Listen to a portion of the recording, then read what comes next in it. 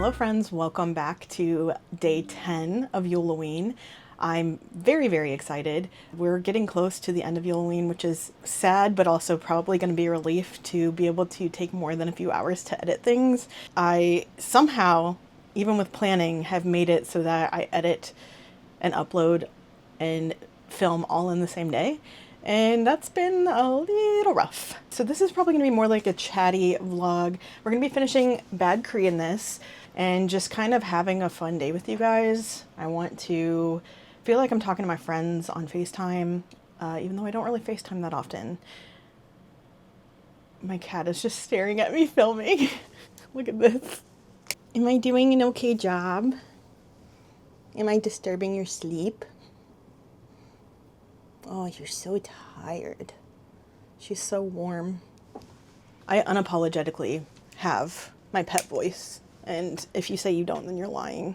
Anyway, we're going to be doing some reading, obviously. We're going to be enjoying our day. I am expecting a call from my boss, which I've been putting off doing this intro because I keep expecting that she's going to call me, and then she doesn't, but I half expected to hit the record. Jinx, you're going to fall out, honey. Look at this cat. What are you doing? Jinx, you're gonna fall out of the bed. What are you doing? She just doesn't care. She expects the universe to just catch her when she leans over or falls. I don't know. She does that when she lays on her lap too. She'll just like flop and then expect you to hold her, which we always do. But she has no self-preservation skills whatsoever. So I'm going to be continuing Bad Cree. I'm going to give you a quick update of it now because I'm probably going to finish it pretty soon after this intro. And so yeah, let's get started on my updated Bad Cree. All right, so I am 177 pages into like a 250, 60-ish page book. Overall, I still have the same feelings about it. I'm really, really liking it. I think that the main character, Mackenzie, feels really realistic and relatable in that sometimes it's easier to run away from things than it is to face them head on. I am that way too. I avoid conflict a lot, especially when it comes to like feeling my feelings. So I feel that camaraderie with her. I love all of the different characters. She is interacting a lot with her family and just the dynamics are really interesting. It feels really at home for me because growing up especially, my mom had 7 sisters and 1 brother. So I was always very close with my cousins on my mom's side. And she has that kind of dynamic with her cousins too, which I really enjoy. And we have a big Italian family. She is Cree, and they have this understanding of their culture that people from the outside don't. And it's really interesting, and I really enjoy getting to see it like an inside look into that a little bit. I know it's fiction, but I like being able to see other people's family dynamics. And although our main character is not perfect by any means, I don't find her problematic or annoying to follow. I actually really like being in her head because she reminds me of me and like the decisions that she makes to try to like avoid pain or things like that. I thought there would be more crows in this because, you know, in the synopsis it says that there's a crow's head when she wakes up. There are crows in it, but I thought they would take more of like front row seat. But it's also really interesting to see the story grow, and I think that the slow burn aspect of it works really well for the story and for grief horror. I haven't had a moment where I'm like freaked out and scared yet. It's really interesting, and I think a good way to explore these types of feelings like generational trauma and grief and all of that is through horror and kind of a thriller, I guess. Kind of horror, I'm not sure.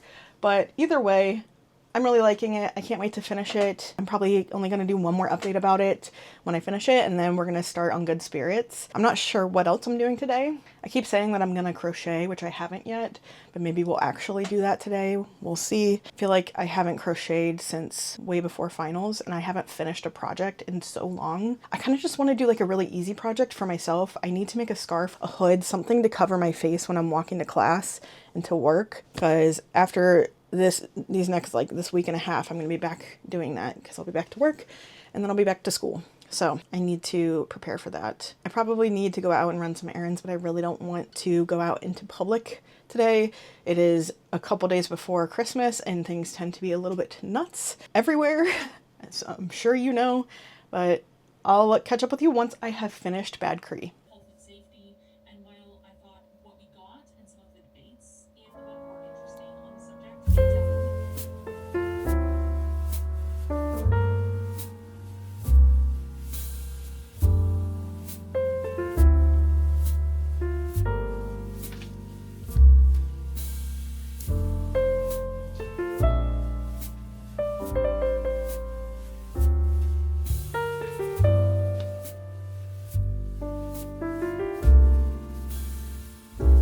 have a feeling this last chapter is going to wreck me, so why not film it?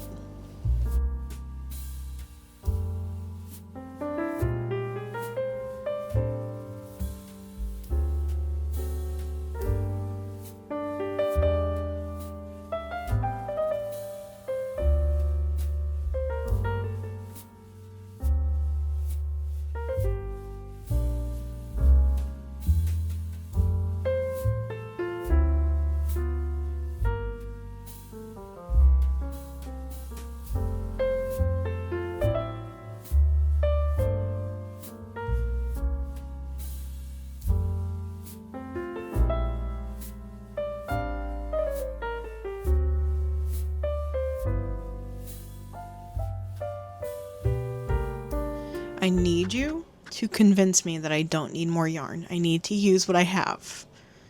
I keep telling myself that.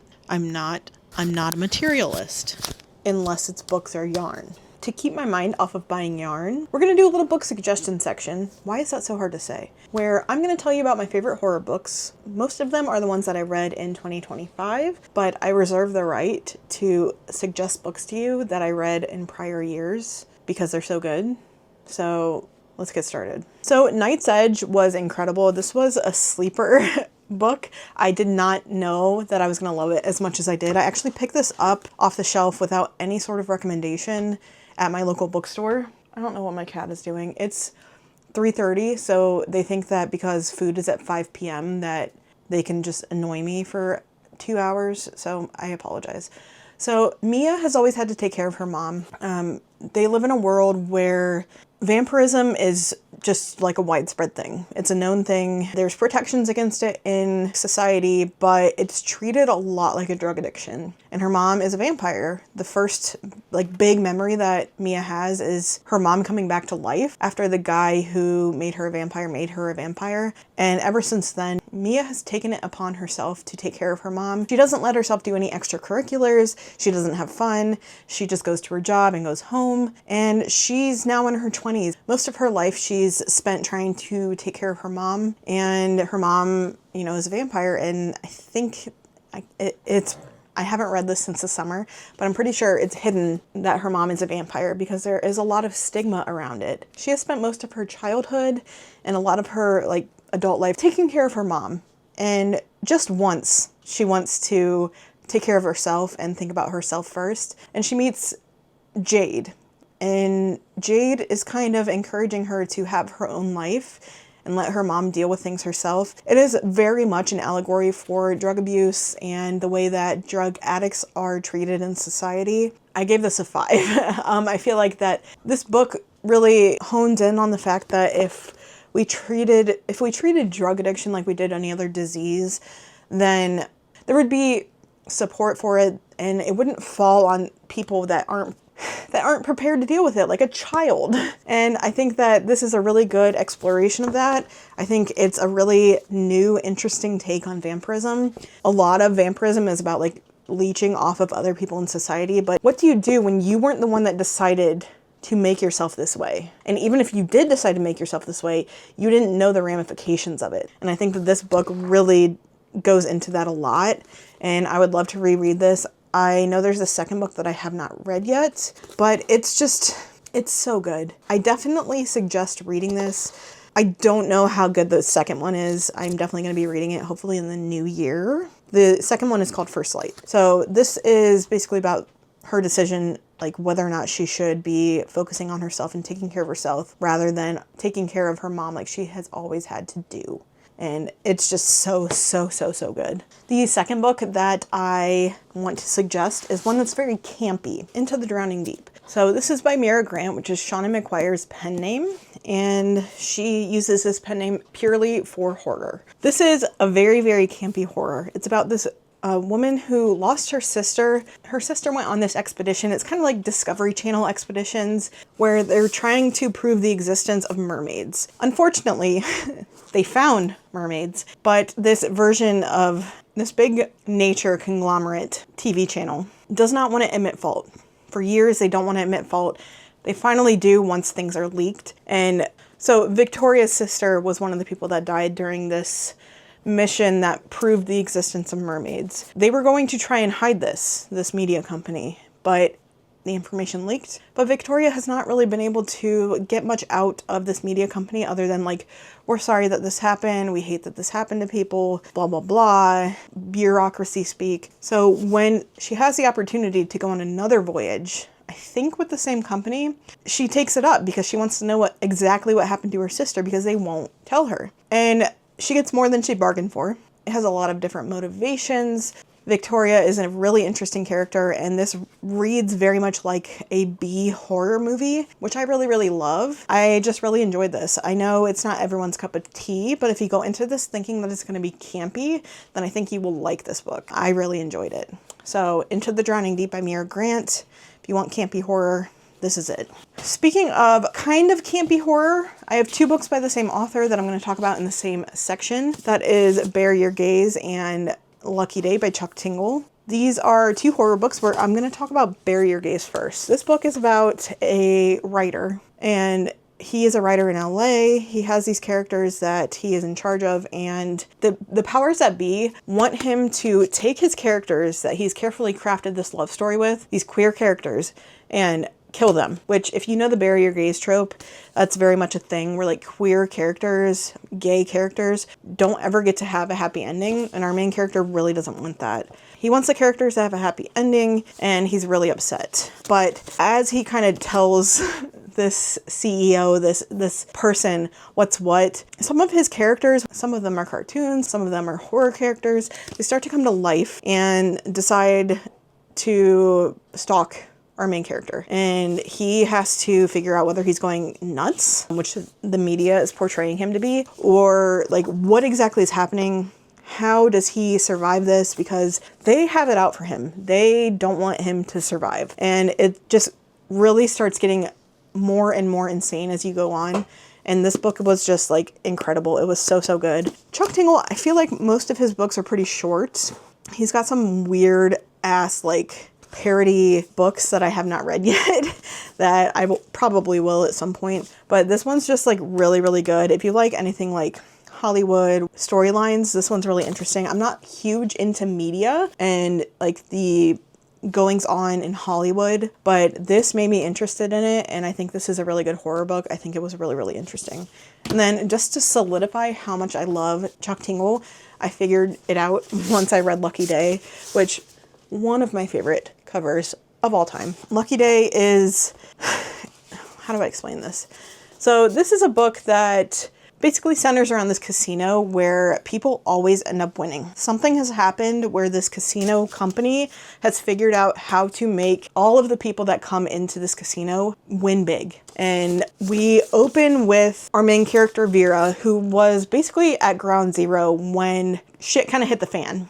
Everyone started dying. There was a low probability event where people started dying in these horrific, weird ways that had a very, very low probability, hence low probability event. And she has people that she loved that were a part of that. And she kind of curls in on herself. She doesn't know what to do anymore. She's a statistician, so these low probability events happening all at once kind of like make what she does moot. And she doesn't feel like she has purpose anymore, especially because there's people that she loved that were a part of this low probability event. Planes fall out of the sky. People die with ice picks in their eyes for random reasons. And this is about her teaming up with like this cop type guy who they're trying to figure out if the casino has some sort of hand in this. This low probability event should not have happened, and people should not be winning at this casino over and over and over again. They are investigating that. And it gets much, much deeper into it than that, but that is all I'm going to say about this, and I really, really enjoyed this book.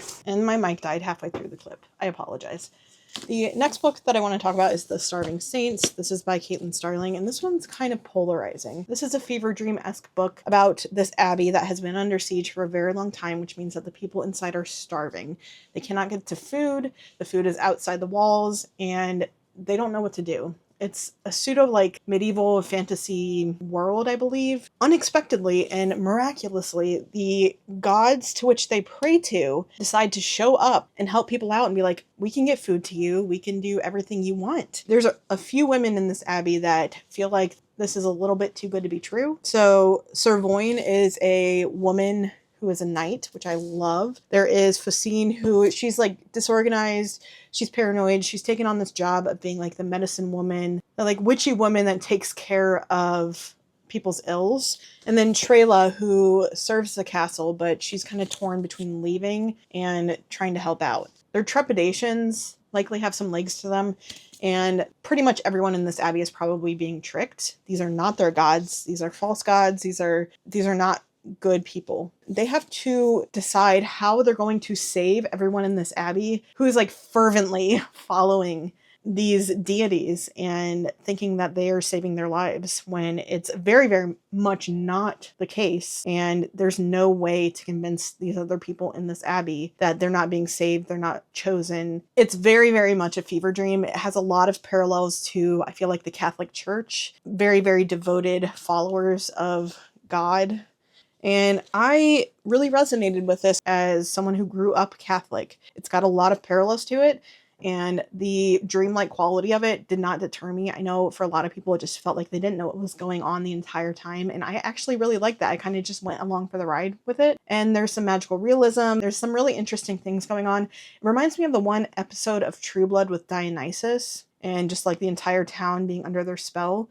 It very, very, very much feels like the Starving Saints. So I really liked it. If you've got a background in the Catholic Church, you might enjoy it too. And then I've got a few left, 3 left. The next one is When the Wolf Comes Home by Nat Cassidy. I believe I also read this for Summerween. And this is what you think is a quintessential werewolf story. This woman who is an aspiring actress who works at this diner. She hasn't really had much luck in her acting career. She's just kind of living life working at the diner and comes across this little boy who's 5 years old-ish. He's running from his dad. He's terrified of his dad. And everything points to the dad being a werewolf. But things are not always as they seem. And I can't tell you anything else about this, but I need you to read this. It is much deeper than a werewolf story. This is my only Nat Cassidy book that I've ever read. I do want to read more from him. I tried reading Nestlings and it had to do with bugs and I couldn't do it because I really don't like bugs. But When the Wolf Comes Home by Nat Cassidy is definitely a worthy read and much, much more than just a werewolf book, which even if it was a werewolf book, still would have been incredible. And then also in the summer, I read Bat Eater and Other Names for Cora Zhang. This book is a horror that's set in 2020 in New York City, following a Chinese American woman. And I do not like pandemic horror. Just, it feels too close to home still, mostly. This is one that I would say, even if you avoid pandemic books, this is the only book that I've read that follows the pandemic that I could read and I really enjoyed. This is about Cora, her sister. It starts out with something horrendous happening to her sister that is fueled by racism and xenophobia and has to do with her being Chinese. Her sister gets pushed in front of a train. She gets called a bat eater, and Cora is left reeling and trying to deal with her sister, who she's always had like as a frenemy. She's always compared herself to her sister. She's never been good enough, but she also deeply loves her sister. And she is a crime scene cleaner. So Cora starts noticing bats around these crime scenes that she's cleaning, and all of these crime scenes, they revolve around the deaths of mostly Chinese American women. She has to try to enlist the help of her coworkers who are also Asian. And it really goes into like the horror of living during the pandemic, especially in New York City, like ground zero in the US, arguably. And I just really enjoyed this. I thought the story was really good. I think I gave it a 4.5 at the time. I know it's a fairly popular book, but I think that it's really worth the read if you haven't read this yet. If you're wary about pandemic books, I'd still read this, because I stopped several books because they mentioned the pandemic and I'm like, I can't do this. This one, I got all the way through. I really liked it. Kylie Lee Baker is going to be someone that I'm following, and I'm going to be someone that I am definitely looking into reading more of her books. I'm going to read her backlist. I haven't yet. The last book that I want to talk about is not one I read this year, but it's something that if I'm talking about horror books, I'm going to be talking about this book because I just absolutely adore this book. And that is Slewfoot by Brom. This is a book about Abatha. She is a newly widowed woman who came over from England, and her husband dies very unexpectedly. Her husband's brother is basically a jackass and decides he's going to take over the farm that he technically owns, but they had one payment left. She and her husband had one payment left, and she decides to fight him on this. So this is set in Puritan times, 1666, and she might be enlisting the help of what some would call in the Puritan world unsavory characters. Someone who may or may not be the devil. It's just like this incredible good for her story. I feel like I've talked about this so many times before. Brom also, I've mentioned this before, has incredible artwork in his books. That's Abatha. The creature whose help she enlists is Samson. This is Samson. He's very reminiscent of what the Puritans would consider the devil, but it goes much deeper than that. This is such an incredible book. I love this book. I love Brom, and I would suggest this to anyone who wants very vibey horror with some beautiful, beautiful artwork in it. That's all I have as far as the horror suggestions. I hope that gave you maybe some ideas of what to read next year, or if you want to finish out the year with some horror, maybe you'll be interested in reading them. I've been talking so long that I feel like my words they're kind of melding together. So I'm going to sign off right here, and I will talk to you guys before I end out this video. So I'll see you very, very, very soon. Okay, guys, I know that I said, and my tongue is burnt, so I'm sorry if I have some sort of lisp. I know I said that I would be starting Good Spirits in this video. I do actually I've decided to save it for the next vlog that I do. I don't know if tomorrow is going to be a vlog or a sit down video. I have at least 2 more vlogs planned and 1 sit down video, and I haven't decided what order they're going to be in yet. Just to reiterate, I read Bad Cree, gave it a 5, absolutely loved it, and the next vlog is going to be starting Good Spirits. I hope you enjoyed this video. I hope you enjoyed my suggestions as far as horror books go. This is gonna go down as one of my favorites of the year, if not one of my favorite horror books. So honorary, consider this in that list that I just told you of my favorite horror books. Thank you so much for watching. If you're a new subscriber, welcome. I really, really appreciate it. I'm glad I'm kind of getting out to some new people. I love building a little bit of a community. I know I'm a very, very small creator still, and I'm loving that there are some people that are vibing with me. So if you're vibing with me, hello. Subscribe if you haven't yet. We've got a lot more things planned, and tomorrow is day 11 of YULE-O-WEEN, but the fun does not stop there. We have 13 days total, and I will be continuing to make 2 videos a week once YULE-O-WEEN ends. I'm going to do my very, very best, even when the school year starts. I hope you enjoyed my videos, and I'll see you tomorrow for day 11 of YULE-O-WEEN. Bye!